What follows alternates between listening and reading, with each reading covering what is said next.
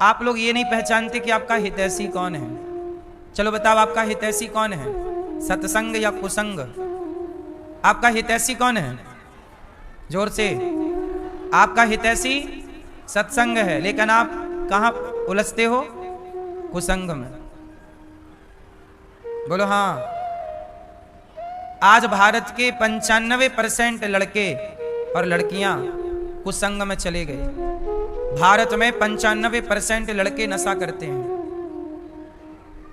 कोई गुटखा का नशा कर रहा है, कोई सिगरेट का नशा कर रहा है, कोई बीड़ी का नशा कर रहा है, कोई शराब का नशा कर रहा है, कोई चरस ले रहा है, कोई अफीम ले रहा है, कोई गांजा ले रहा है।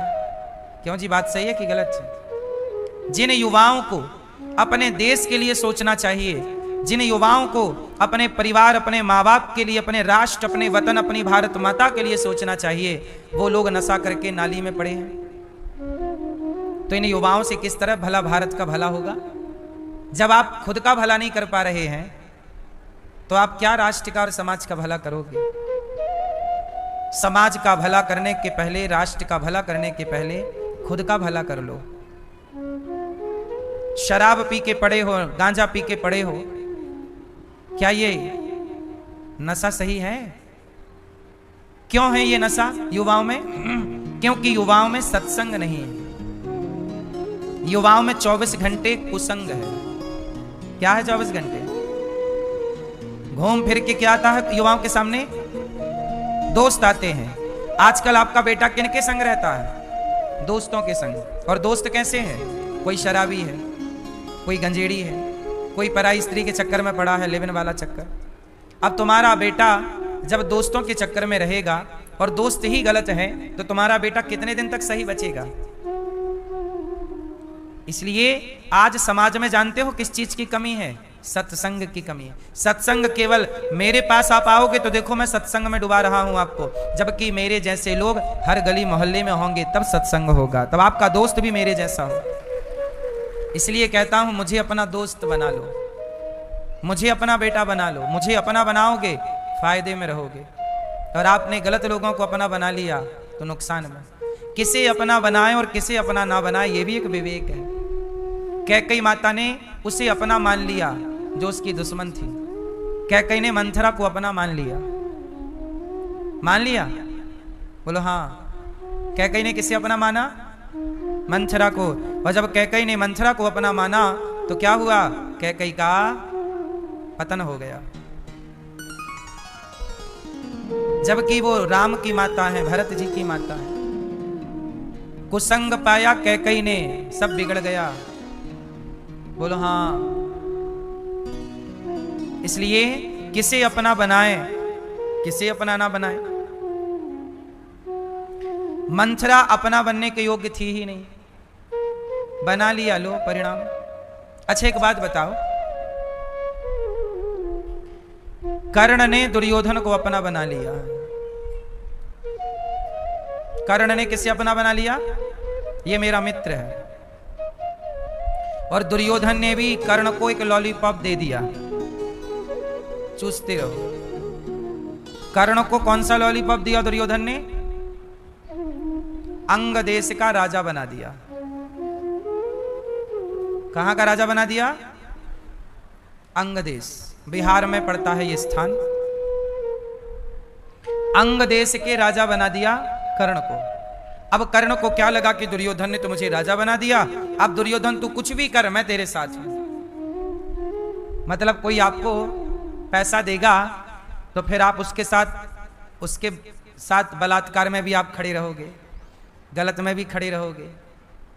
तो ये लॉलीपॉप लेना सही है? क्यों मेरी मां? बहुत ध्यान से समझने की एक बात है आपके लिए। कोई आपको कुछ दे तो मत लीजिएगा। कोई आपको 1 लाख रुपया दे, मत लेना। कोई आपको 10 लाख रुपया दे, मत लेना। क्यों? क्योंकि वो पैसा जो आपको दे रहा है वो फ्री में नहीं दे रहा है, उससे ज्यादा आपसे वसूलेगा वो। हाँ या ना? चलो बताओ, दुर्योधन ने कर्ण को अंग देश का राजा बनाया, बना दिया, दे दिया ना संपत्ति। लेकिन उससे ज्यादा वसूली की कि नहीं दुर्योधन ने? दुर्योधन ने कर्ण की ताकत का पूरा फायदा लिया है और पूरा महाभारत जो रचा गया केवल कर्ण की ताकत के बल पर रचा गया। दुर्योधन को पता था कि कर्ण बड़ा पावरफुल है,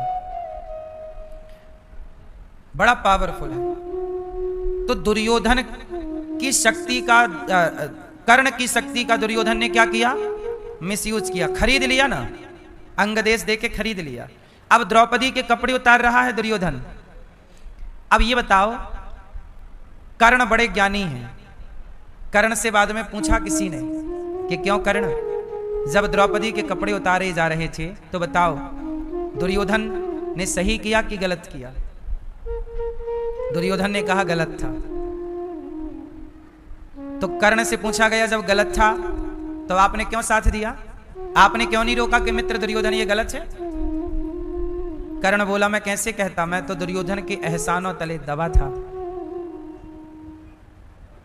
मैं तो दुर्योधन के एहसानों तले दबा था।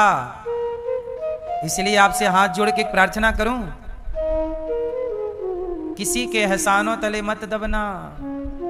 गरीबी आए तो स्वीकार करना, नमक रोटी खा के गुजारा करना।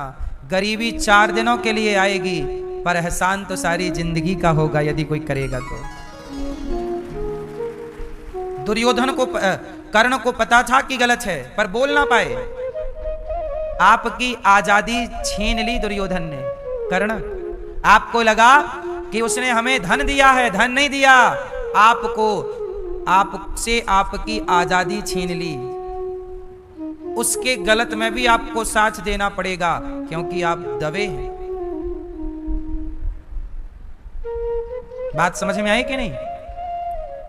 इसलिए मेरी मां, गरीबी आए तो स्वीकार करो,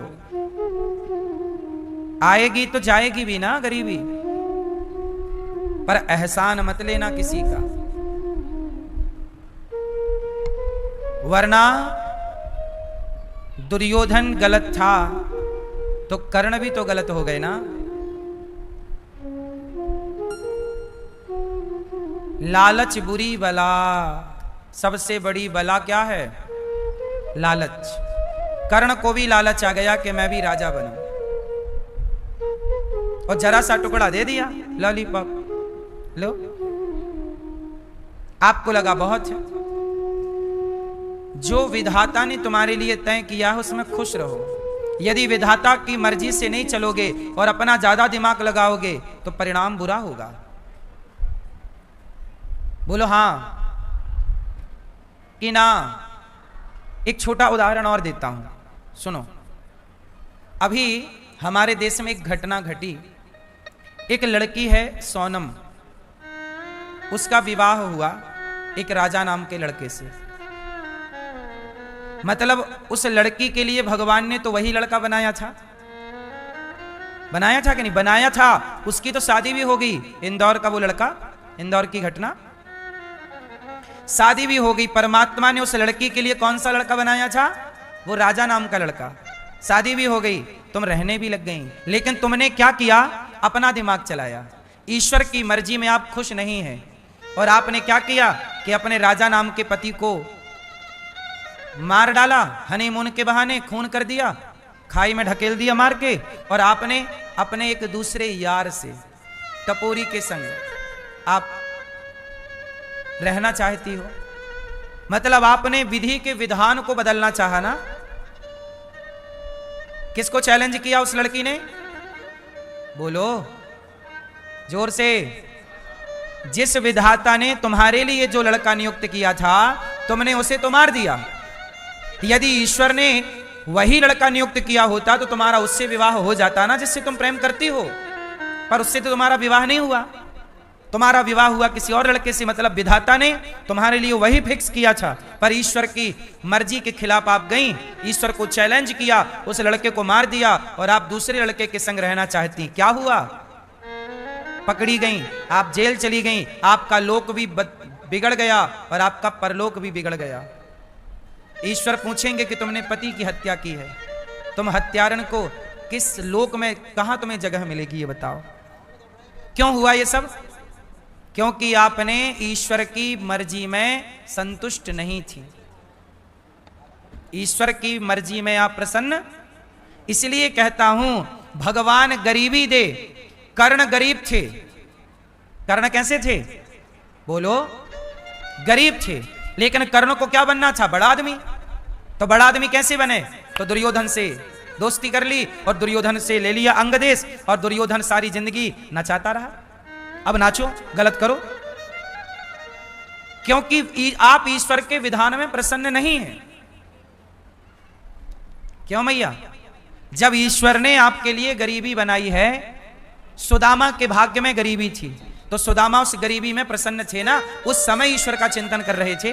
दुर्योधन तो नहीं गए किसी से हाथ मिलाने के। भैया, एक राजा ने बुलाया सुदामा को कि सुदामा जी आप मेरा जरा सभा में गुणगान करो, मेरे लिए जरा मेरी तारीफ करो तो मैं तुम्हें पैसा दूंगा। तब सुदामा ने डांटा। सुदामा ने कहा, सुन राजा अब त्याग दे झूठा मान गुमान, 2 दिन की है जिंदगी, 2 दिन की है शान। कल राजा कोई और था, कल होगा कोई और, किसी एक के शीश पर सदा रहे नाम और। सुदामा ने डांटा कि राजन, मैं तेरा गुणगान नहीं गाऊंगा, मेरी वाणी तो सदा भगवान का गुणगान गाती है, मैं किसी व्यक्ति का क्या गुणगान गाऊं? तेरे जैसे राजा कितने आए गए, मैं तेरा नहीं गाऊंगा। तो उस राजा ने सुदामा जी को सीढ़ियों से धक्का मरवाया, बहुत दंड दिया, बोले तू मार ले, पर मैं तेरा गुणगान नहीं गाऊंगा, भगवान का गुणगान गाता हूं। एक बार मैं एक जगह कथा करने गया, एक बार मैं एक जगह कथा करने गया, ये दास अनिरुद्ध। तो एक नेताजी आए, तो नेताजी के चमचों ने कहा कि महाराज जी जरा हमारे नेताजी की जयकारा लगाइए आप। अरे हमने कहा नालायक गधे, हमारी वाणी भगवान की जयकारा लगाती है, ये 2 कौड़ी के नेता की जयकारा मैं लगाऊं? क्या ये भगवान के बराबर है? होगा तेरा भगवान। मैंने डांटा उसको, मैंने कहा साले तुम लगाओ, तुम बिको पैसों में, हम लोगों की वाणी तो केवल ईश्वर की जयकारा, ईश्वर का गुणगान करने के लिए है, किसी व्यक्ति का गुणगान करने के लिए नहीं। व्यक्ति तो सही है तो उसे कहा जाएगा कि यह व्यक्ति सही है, गलत को गलत कह दिया जाएगा ये व्यक्ति गलत है, पर यशगान गुणगान तो केवल भगवान का ना होगा इस वाणी से।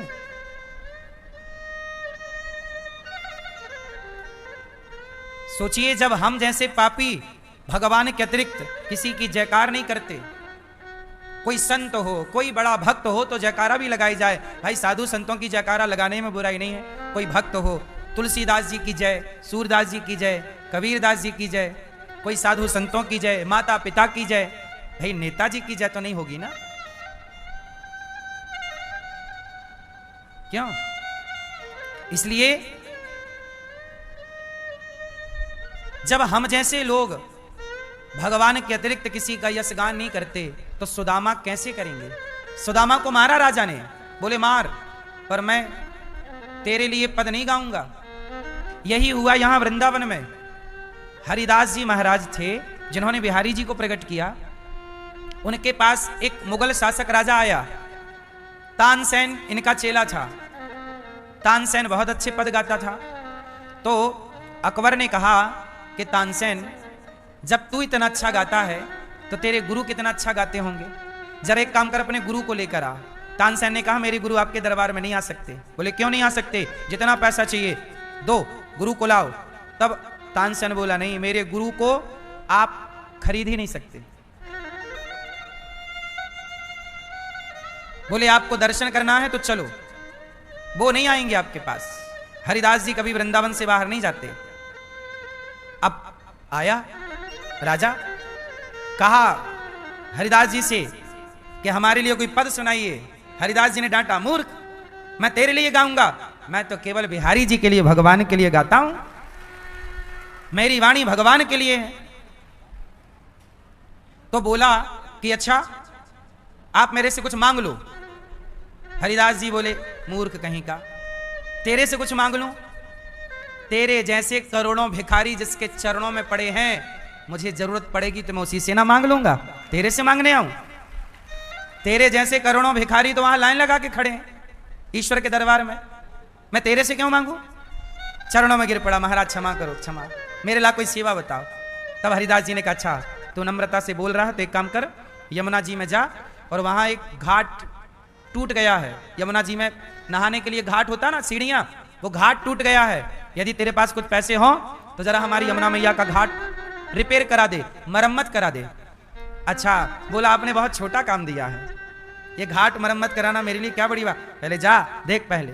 तो हरिदास जी ने उस मुगल शासक को बोला जाके दे। जब वो घाट गया तो हरिदास जी ने अपने तप के प्रभाव से, अपनी शक्ति के प्रभाव से उसको थोड़ी देर के लिए दिव्य चक्षु दे दिए ताकि वो दिव्य वृंदावन को देख सके। जब देखा तो वो घाट कोई ईंट पत्थर का नहीं था, करोड़ों करोड़ों हीरे मोती का बना, करोड़ों करोड़ों, जिसकी कोई राजा बोला कि मेरे खजाने में इतना धन है ही नहीं कि मैं से घाट कितने से टुकड़े को रिपेयर करा सकूं। चरणों में गिर पड़ा, महाराज आपने मेरी आंखें खोल दी। सोचिए ऐसे संत जिनकी वाणी भगवान के लिए है, इसलिए कहता हूं वाणी भगवान के लिए होनी चाहिए। तो क्या हुआ, हम आपको बस ये समझाना चाहते हैं कि ईश्वर जो दे रहे, सुदामा गरीब थे, क्या सुदामा ने कोई खुरापात किया, अपना दिमाग लगाया? देखो दिमाग लगाओ, ईमानदारी से सीधे चलो। जो ईश्वर ने आपके भाग्य में लिखा है, यदि आप उसे तोड़ना चाहोगे, जैसे लक्ष्मण रेखा है, यदि आप रेखा को तोड़ना चाहोगे, उल्लंघन करना चाहोगे तो दुख पाओगे। उदाहरण तीसरा सुनिए। आत्मदेव जी नाम के एक ब्राह्मण थे जिनकी कथा कल हमने आपको सुनाई। उनके कोई बेटा नहीं था। एक हमारे गुरुजी एक कथा सुनाते थे, कोई सेठ थे, घटना पंजाब की है, कोई सेठ थे, उनके कोई संतान नहीं हो रही थी, तो उन्होंने अनाथ आश्रम से एक लड़के को गोद ले लिया और गोद लिया, पढ़ाया लिखाया, इतना अटैचमेंट हुआ उस लड़के से कि सारा संपत्ति उस बेटे के नाम कर दी।